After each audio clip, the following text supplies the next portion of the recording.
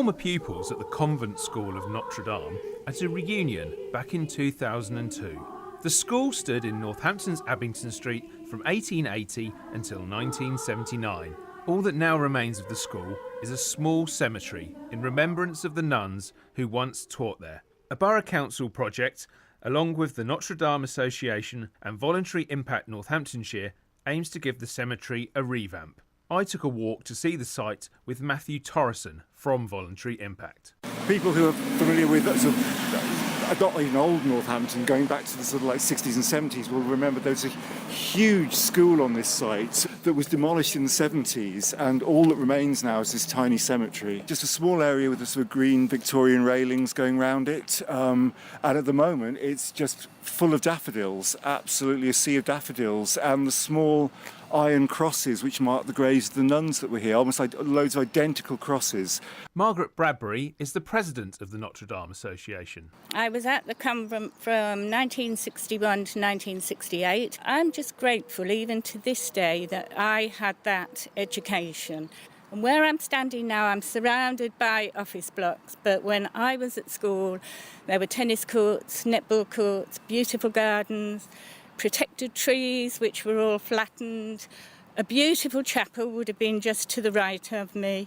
And what was it like to be taught by nuns? I wasn't taught wholly by nuns. We had lay staff as well at the time. But in all honesty, apart from the fact that they were perhaps a bit more serene, a bit more calm and a bit more relaxed in most cases than perhaps some of the lay teachers, they taught us as far as the academic subjects went in the same way. But the nuns gave us something else. They gave us there was an aura about them that actually rubbed off on you.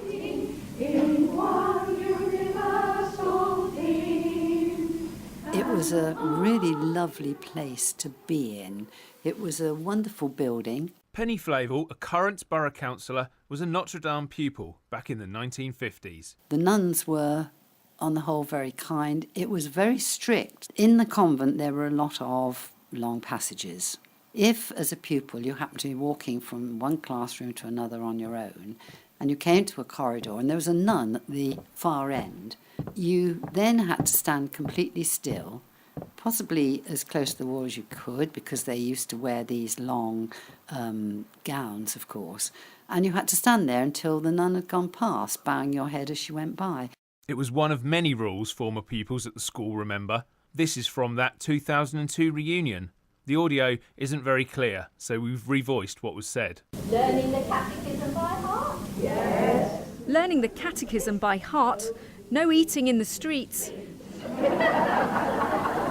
No talking in the lavatory. No shouting like fishwives. Always try to be perfect, but never take obvious pride in your appearance. Notre Dame School closed in 1975, and just 4 years later, it was demolished in favour of shops. Margaret Bradbury and Penny Flavel again. When the school was flattened, I didn't walk down Abington Street until all the rubble had been moved. I was beside myself, really, that the building couldn't have been preserved. Enormous sadness for the loss of what was a really beautiful building.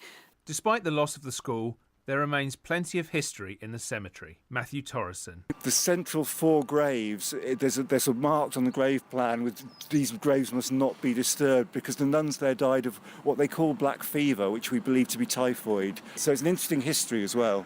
An interesting history indeed. But once more to 2002. And former pupils celebrate their school through poetry. We who were there treasure remembrances, relive our loyalties. Picture again obedient nuns hurrying to prayer when Angelus chinked against the midday air.